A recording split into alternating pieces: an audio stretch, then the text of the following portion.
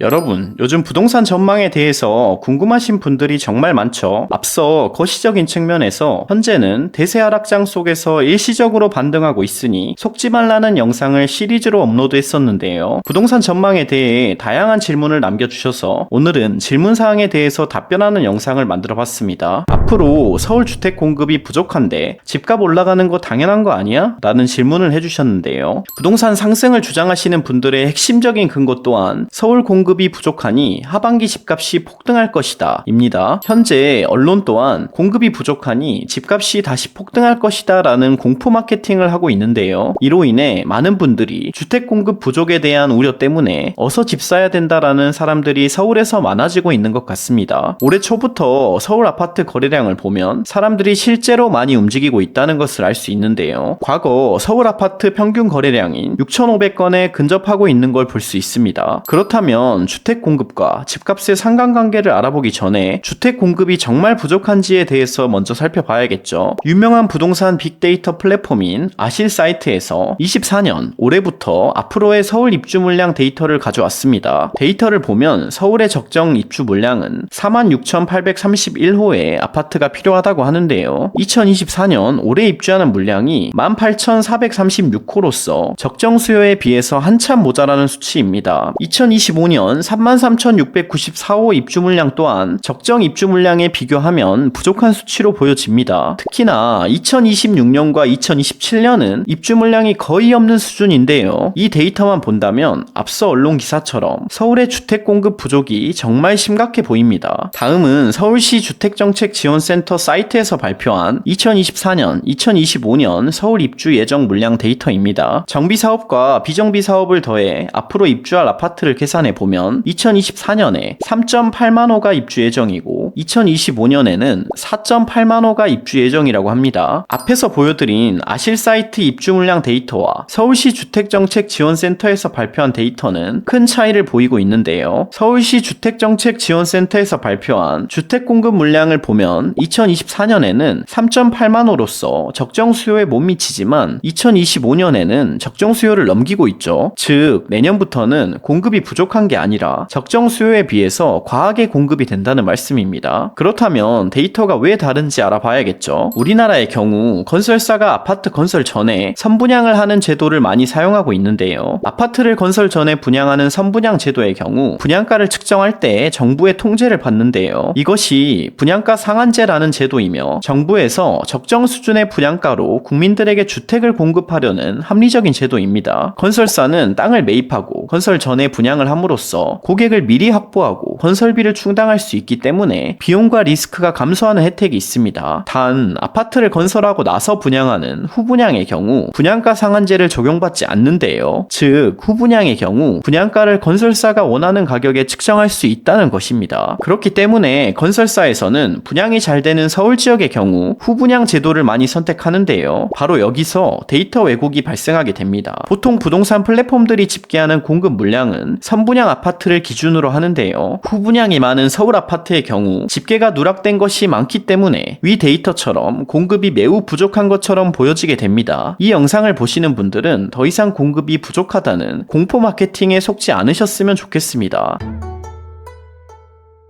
공급 측면에서 살펴봐야 하는 또 하나의 데이터는 바로 서울의 아파트 매물 수입니다. 22년 하락장이 시작된 후 매물이 계속해서 쌓여가고 있는데요. 최근 들어 서울 거래량이 늘어나면서 매물이 줄었음에도 불구하고 7.8만 호의 매물이 여전히 남아 있습니다. 이걸 해석하면 사겠다는 사람보다 팔겠다는 사람이 더 많다는 것입니다. 정말로 공급이 부족하다면 구축 매물도 줄어들어야 할 텐데 계속해서 매물이 쌓여가는 것을 보면 공급이 부족하지 않다는 반증으로 볼 수도 있을 것인데요. 그렇다면 만약 주택 공급이 정말 부족하다면 집값이 올라가는지 살펴봐야겠죠. 가장 최근 서울 아파트가 많이 떨어졌었던 2022년도 입주 물량과 실거래가 지수 데이터인데요. 2022년 입주 물량의 경우 24,786호로서 적정 수요인 46,831호의 절반 정도밖에 안 되는 수치로서 공급이 매우 부족했습니다. 그런데 서울 아파트 가격은 어땠을까요? 2022년 6월부터 12월까지 무려 22% 가격이 가격이 폭락했습니다. 이로써 주택 공급 부족이 집값 상승으로 이어진다는 주장은 모순인 게 확인이 됐죠. 즉 주택 공급 한 측면만 봐서는 집값이 올라가는지 내려가는지 판단하기 어렵다는 것인데요.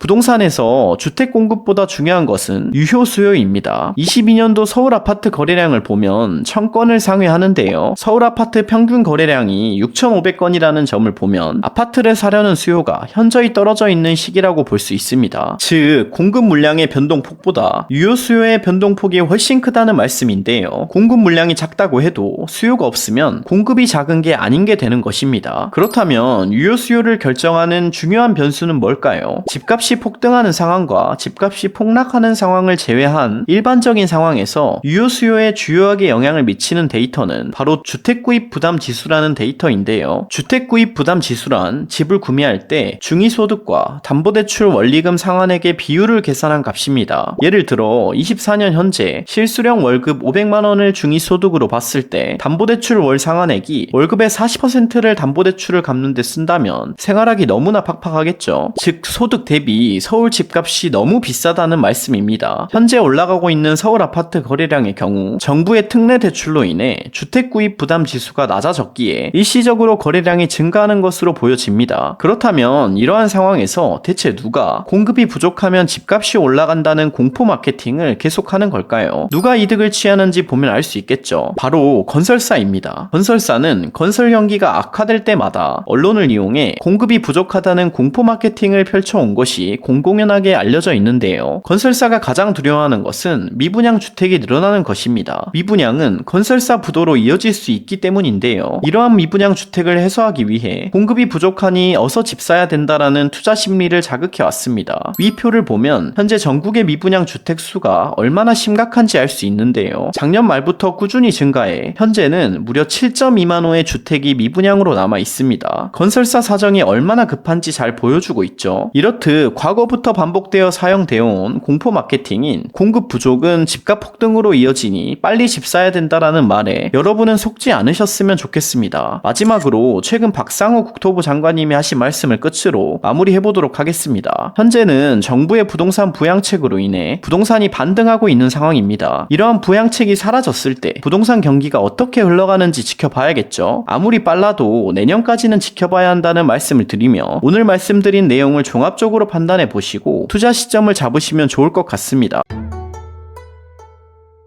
오늘은 서울 주택 공급 부족에 대한 질문사항을 답변드리는 시간이었고요. 서울 주택 공급이 부족하지 않으니 공포 마케팅에 속지 말라는 말씀과 주택 공급 부족이 반드시 집값 상승으로 이어지지는 않는다는 말씀을 드렸습니다. 더불어 현재는 부동산 대세 하락장이 진행 중이며 일시적인 반등에 속으면 안 된다는 점을 말씀드렸습니다. 이제 여러분도 지금은 부동산을 투자하기에는 리스크가 너무나 크다는 것을 완벽하게 이해하셨을 거예요. 뿐만 아니라 여러분도 부동산을 투자할 때 어떤 점을 중점으로 봐야 할지 아셨을 텐데요. 내 집 마련 또는 부동산 투자를 어떻게 해야 할지 고민하시는 분들은 이번 영상을 통해서 더욱 안정적으로 부동산 투자를 해 나가실 수 있기를 바랍니다. 지금까지 영상 봐주셔서 감사드리고요. 다음 편에도 부동산 전망에 대한 질문사항을 토대로 이어서 답변하는 영상으로 찾아뵙겠습니다. 앞으로도 김선비 부동산을 보고 싶으시다면 구독과 좋아요, 알림 설정 부탁드리겠습니다. 지금까지 김선비 부동산이었습니다. 감사합니다.